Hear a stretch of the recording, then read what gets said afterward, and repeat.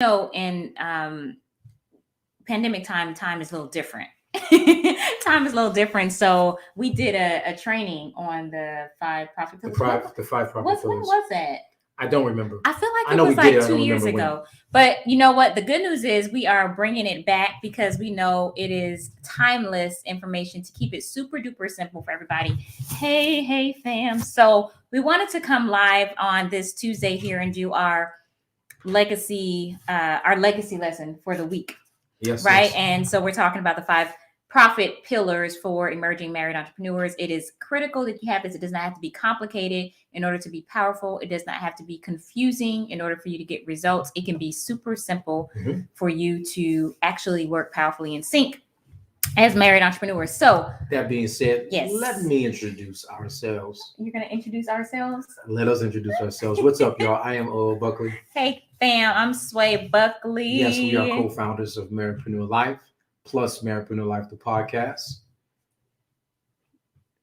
Were you about to say something? No. Okay. It sounded like that. Yeah. So we are Marriedpreneur strategists here helping other married entrepreneurs to build powerful legacies and profitable paths as you all trailblaze together. So with that being said, it's very important, though, that as we share these strategies, we're going over the profit 5, simple, keep it super simple, 5 profit pillars for emerging marriedpreneurs. It's important, though, that you know what your marriedpreneur type is, so you are clear on where you are now and then even where you desire to go. So we've realized over the last several years of working, helping, equipping other married entrepreneurs and legacy builders that there are 3 distinct marriedpreneur types.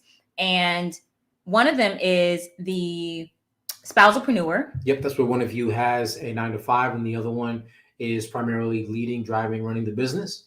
The other type is the indiepreneur. This is where you two are building separate businesses, separate distinct businesses. Yes. And then there's the couplepreneur, and that's where both of you are working in the same business, doing it together.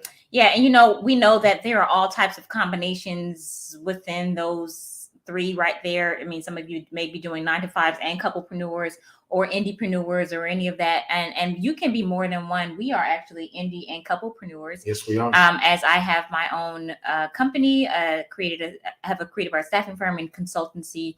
And I have my own real estate company that actually facilitates the selling and transacting of both residential and commercial real estate. Yeah. So, that's just what it is. Like every couple is uniquely different and called to a very specific and significant assignment by our creator. And so we know that it's not going to look the same for any 2 marriedpreneurs. And what you're called to do together is so important and powerful and significant as you bring your gifts, your talents, your abilities all to the table. It's just going to be something quite amazing. But it does require clarity. It does require work, and it does require consistency, which is why we're going to be coming to you today with these 5 profit pillars. So if you're an indiepreneur, and that means the 2 of you are building individual businesses, then go ahead and drop an I so we can know who's in the virtual room. If you are spousalpreneurs, that means one spouse is the entrepreneur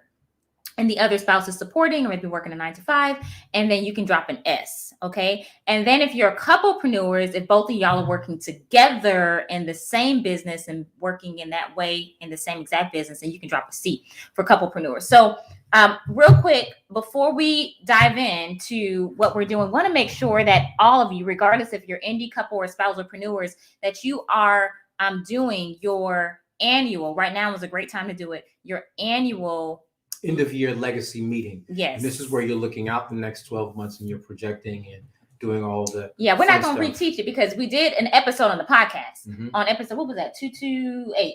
Yes. 228. So on the Marriedpreneur Life podcast, the latest one that was released last week, it is there for your listening pleasure and application and what do you call it? Implementation. That's the word I was looking for. So it's great to have that in place as legacy builders, to have a system and understanding what you all are building and what you want it to look like and all that great stuff. So we gave you a template on how to get it done if you're not accustomed to doing annual legacy meetings as Marriedpreneurs, which is separate from like a regular family meeting or just a business meeting. It's like all of it together, a big legacy meeting. So it should be lots of fun, and make sure that you all are enjoying and are excited about what you're building. So go ahead and check out episode 228 of the Marriedpreneur Life podcast. Also, for those of you who are trying to figure out, okay, what do we need to do? What are the next steps for us to build together as we know that God has called us to do something. We don't even understand fully what it looks like, or maybe we do see it, but we don't know what the steps are to get there. That is our sweet spot as Marriedpreneur strategists. So we want to give you an opportunity to get some systems and strategy in place on this side of the year, so you go into the new year clear and in the right position together. So we want to give this to you. You can head over to getsystems.com over with the link in the bio too, and you can schedule a free strategy session with us. It is our gift to you. So if that page is still up, then you have a spot available. If it's not, then it's not. But we want to make sure that you all know that right now, as of this moment, you can go. I don't know what it's going to be like if you're watching the replay. But we want to make sure you have that. Now let's get into this. I see some notes right there. Right there. Somebody just said annual end of year. Oh, that's Janae. Hey. Oh, we have couplepreneur. Okay, yes. All right, that's great. So with this, whether you're indie spouse or couplepreneurs, these 5 profit pillars are going to be amazing for you because number one, because they're simple. We're all about simplicity. It does not have to be not even super complicated. It doesn't have to be complicated for you all to see results. Okay, so let's break down these 5 simple, we should put that in the title, profit pillars for marriedpreneurs, and especially emerging marriedpreneurs, because there's so many people and so many things that are thrown at us saying, do this or do that. And if you don't do this, you're going to miss out there. If you do this, then you're going to miss this over here. So we just want to give you some simple pillars, like regardless of all the other things, so you can just focus and work together in a way that is profitable. Now, I should say this too. When we talk about work together, some people say, well, we're not in the same business, but we believe that if one of you is called to entrepreneurship, the family is called to entrepreneurship. And so you all are building the same legacy. So you're still marriedpreneurs, and yes, you're still at the same family. I mean, there you have it. I think your face is kind of coming off this. Yeah, because there's. I'm sorry. No, it's right there. Okay, there we go. Okay, so let's go to this first pillar. Y'all can put this in the comments as well too, so you can have your notes there. And then for those on Facebook and IG as well, go ahead and tag some other marriedpreneurs who are needing to get some clarity and have some powerful profit pillars in their lives today. Like, you can start applying these today. Okay, so the first one. What's the first one, husband? First one is mindset momentum. Now, just to start, when we say mindset, because I know there's a lot of things we can say about mindset, a lot of things you probably have heard about mindset, but mindset really is all about whatever your mind is set in. So it's about that approach. It's about that resilience. It's about how you are going to decide to respond to the uncontrollables, as well as what proactive things are you going to fix your focus on. And your mindset is going to be key in establishing momentum, and let me say this, in maintaining momentum, and let me say this, in recovering momentum. So a lot of times in the life of married entrepreneurs, there's things that we just that we can start off strong, coming out of the blocks, like a track runner, and we're focused. But then as we're going, as you're running, all kinds of things are happening, in your business. All kinds of things can be happening within the dynamics of your home life and so forth. So your mindset is going to be really key to you having that momentum. Let me say, establishing that momentum, maintaining that momentum, and in those moments where you find yourself maybe losing it, recovering momentum. We've got to recover momentum more times than I care to explain. But the reality is, it's the mindset that enables us to do that. And even those times where we go through sort of like a Teflon, unfazed, unbothered, that's a mindset. Establishing, recognizing that we're going to do everything we can to get that momentum, that's a mindset. All of it is. Yeah. And with that mindset, I think it's really important to understand how critical our focus is and where we focus. And as marriedpreneurs, it's important that we are aligned in that as well too, and that we are both going and working towards the same goal and goals. And that in and of itself is a mindset to make sure that you're clear on what it is that you're actually building, that you're excited about what you're doing. And that doesn't mean you have to know all the steps in order to move forward, because that's a mindset, a stuck mindset, when you expect to have all the steps laid out for you before you even take the next step. That never brings momentum. But momentum comes as a faith walk, really, as you're taking the steps, as you're learning and you're understanding. The clarity comes as you go. The clarity comes in the stepping. Clarity comes in the walking. And so that builds, of course, your faith as well too, but it also builds something that's really unspoken, I would say, between the spouses, as far as when you go through it together, when you're walking through it on the same page. There's something quite powerful and unique when you're powerfully in sync and you're walking it out together. So mindset, although it's not a tangible, it actually impacts the tangible. And so that mindset momentum is necessary. So having that clarity of where you all are going, where you are right now, what needs to be done to get there, giving each other grace as you're walking through that. That's important too.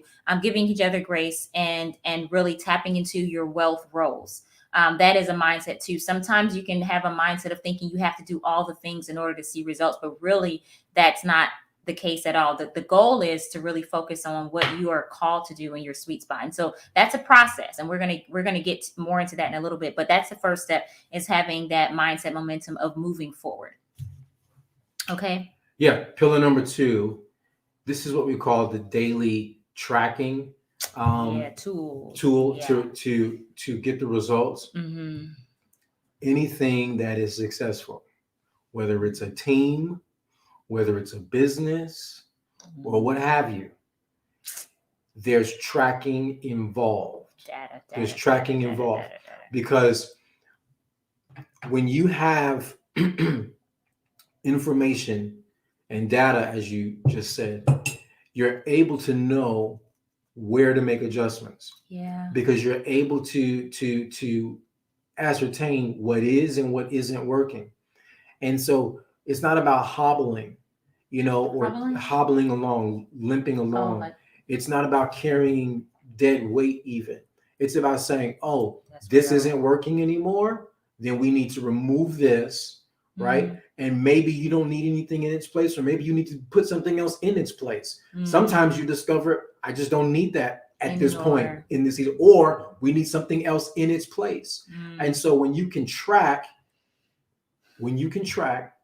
you can absolutely see results, because you're able to make tweaks. Mm-hmm. If you're not, if you have nothing to track, you don't even know what to tweak. Yeah, you don't know what's working or what's not working. So, and that really is a great way to steward the gift, the gifts that God, the unique gifts that God has given you all as a couple, but also it's a great way to steward our time and our energy, because what good is it to keep doing the same thing that's not working over and over again, only to end up frustrated and then wasting time, which is what you can't get back, wasting money, right? And just all the different resources that are going into a broken system. And so it's important to be clear about what's working. The only way really to do that is to track it. And it doesn't matter what your industry is. It doesn't matter who your people are, or what your niche is, or your market. It doesn't, none of those things matter when we're talking about tracking. What will matter, though, is the data that you receive, that you know what's working, what's not working, and you have to give yourself time in that. And I think what one of the biggest issues is too many couples give up too soon, because they're like, I don't see what I want to see. But how long have you been doing it? Do you have enough evidence to know that this is the path that maybe is not the best path for you? Like, what are you working with really in order to give you that verdict that you need to stop or you need to pivot? I'm not saying that those times the verdicts are not valid when they are, but I believe that there are far too many times that those inaccurate verdicts that are in error lead you astray, or lead you to the place of just being immobile and just not moving forward at all. And so this is why understanding, before you even have the whole strategy down, which is what we're going to be getting to next, before you even get into that piece, how are you going to track? What are you going to be doing? Like, it it's not that, don't make it super complicated or too deep. It doesn't have to be that deep. Just understand you need to have a tracking mechanism tool in place to be able to say, okay, this is from this week or last month, and this is where we are now based on the ultimate goal where you're going. That needs to be clear. Otherwise, you're just out here just throwing stuff and winging it, and winging it is never a strategy. No, it's not. Winging it is not a strategy, which leads us to our third pillar. Talk about strategy. Yeah. Okay, so let me pull up the notes. Sure. Your battery is really low, so I have to keep putting your code in. So pillar number 3. This is the strategy. It's a customized game plan. We were talking about strategy a little bit earlier, but now when you talked about doing the tracking, this is the tracking mechanism goes into the strategy. Okay, so whatever your game plan is, you need to have one. You need to understand what is going to be the main way that you're going to connect with your people. What is going to be the main way that you're going to offer to your people? What is going to be the main pricing that you're going to have? What is going to be the platform that you're going to use? What is going to be your messaging? Who are going to be your people? Understanding what that looks like as far as a game plan is concerned. I'm not a sports fanatic, but I know the X's and the O's that the football coaches do, and they do it's all strategy. Game. What is that? What is that called? Play calling. The playbook.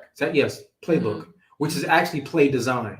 And this is the thing about it. This can be customized, meaning you can design it according to your business, according to your business model, according to your business philosophy. And so when you design this game plan, that keeps you focused so that you're not out there willy-nilly being distracted and just trying to do whatever you can to bring in revenue.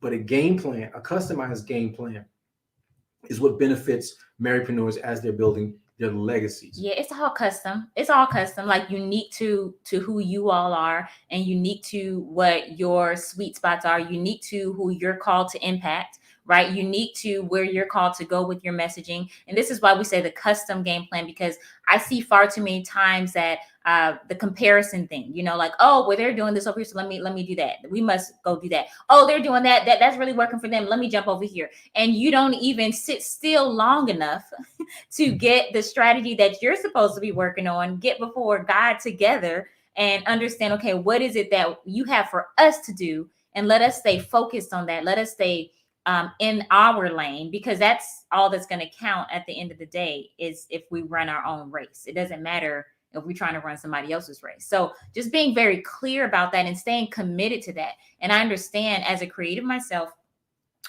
it is easy to want to jump around and, oh, let me try this, what they're doing. Let me do this over there. But you're never going to get any real traction that way. And this is why it's important to have this custom game plan and understand, we need to have a plan.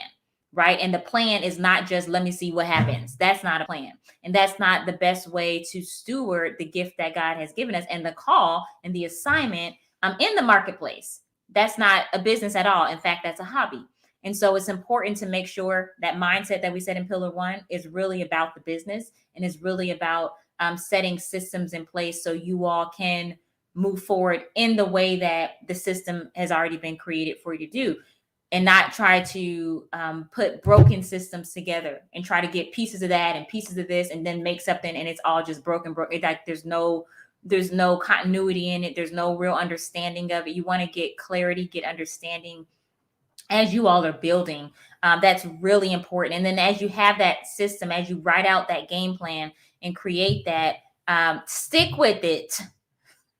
Stick with it. Stick with it. Okay, that's how you're going to see results. You stick with it, but you want to make sure it's one that's customized for you all. And that's really our sweet spot as Marriedpreneur strategists, to help other Marriedpreneurs create their strategies that is unique to who they are, who they're called to be, and who they're called to in the marketplace. All of those all together. So that's what we're really passionate about. If you can't understand, if you can't see that, I'm just going to say that real quick. So anyway, that's pillar number, what was that, 3?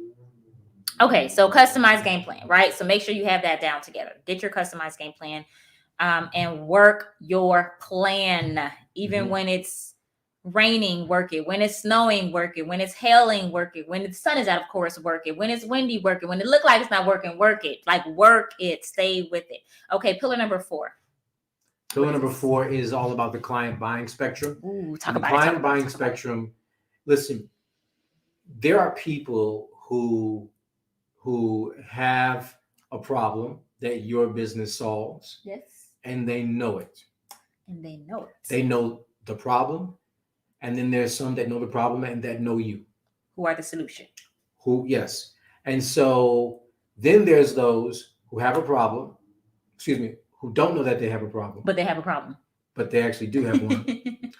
And they have no idea that your business exists to solve their problem. So they're not aware of you. Nope. They're not aware of their problem. Nope. Everything just named is a buying spectrum. Mm-hmm. Here's the question.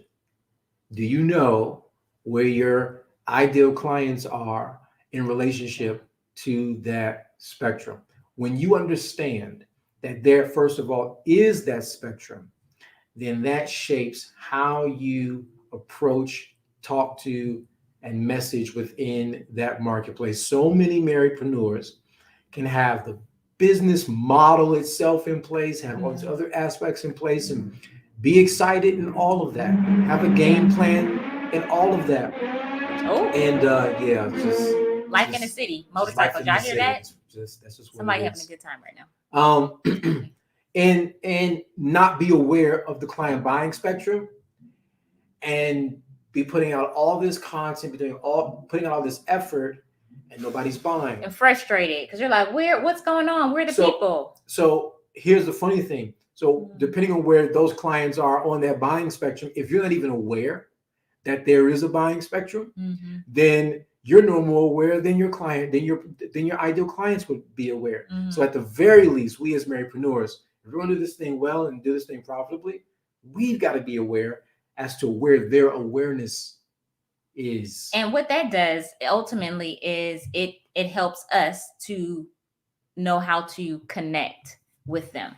And that means some people will be on the far end where they don't know they have a problem. So they are not even problem aware, which means they're not even solution aware to be, aware of a problem, to be aware of a solution that they don't even know they have a problem too. So this is where you come in when they don't even know that they need you. You're able to come in and educate. You need to be able to educate your people to say, hey, have you, let's say, for example, you do something to help people sleep better at night, or maybe it's not only sleep better, maybe it's like their health, and you're just like, do you have issues sleeping at night? Have you considered that it may be, let's just say you do gut health, I don't know, right? It may be that your gut has issues in it. Did you know that statistics show that people who deal with this type of gut issues have issues sleeping at night? And when you don't have the right amount of sleep in the evening, that impacts how you're able to show up and perform throughout the day. If you have these symptoms, then this may be your issue, right? And if somebody's like, oh my goodness, I may have a gut issue. Like, I didn't even know. I just thought I had issues sleeping, but I didn't realize it's connected. It could be connected to this thing. So that's just a real off the top example. Generic, yeah. Example. So, be really clear that not everybody understands that that they don't understand that they have a problem, right? Not everybody does, but the people who do need you or who would be looking for you, sometimes they don't even know to look because they don't realize that there's a problem. So that's where you're able to come in and educate, right? But then there are some people who are problem aware and they're just not solution aware. So they don't know what the solution is. So maybe they're like, oh my goodness, I do have this problem. I keep getting up at night. I don't know what it is. Let me do some research. Let me Google. Is it this? Is it that? And then you're able to say, check this out. If this is you, then this may be the solution for you. And then they're able to connect with you and go deeper that way because you're coming to them with value. And that's the real thing about it, regardless if they're at one end of the spectrum or the other end where they're like, oh my goodness, I have this problem. And oh my goodness, I already know that you're the ones that we want to work with. Take my card, take my money, let's go, right? Like that's a whole spectrum. It doesn't matter where they are in the spectrum. Really, the main thing is that regardless of where they are across the spectrum, you're offering massive value.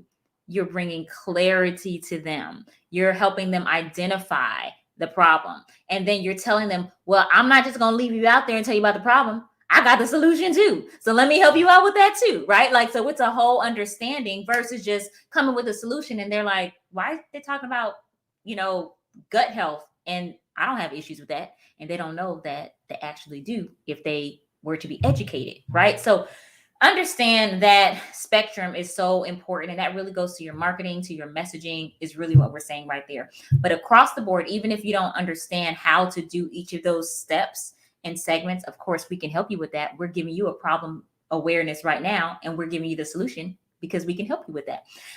But regardless of where you are, where your people are on that spectrum, offer value. Value never gets old. Like for real, legit value, people can smell it from miles away. And they're like, there's something different about, like, that's for real. That's legit. Like, that right there sounds right. Let me try that. That makes sense. And usually they'll say that because that is helpful. Yeah, it's helpful to them. So if you're like, well, how do I offer value? Be helpful. Be helpful in bringing a solution to them and telling them how they can understand how to get rid of that problem, or how to get to that pleasure that they're looking to invest in, to buy. Right. So anyway, that's the whole messaging piece spill on that's pillar 4. Yep.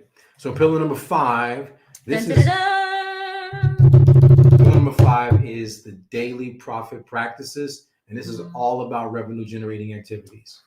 So talk about that. When you're building, it's so easy to get caught up in the vortex of maintenance. Or just doing stuff. That's not the same. Maintenance doesn't have its place. It does. Or doing other sort of ancillary things alongside that, play a role in the business.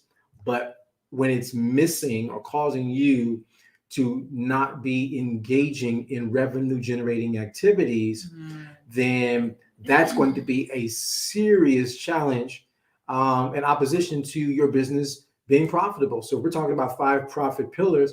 One of those pillars is doing things that drive profit, i.e. revenue generating activities, aka daily profit practices. Yeah. And it has to be done on a daily basis. So that is something that continues to get worked.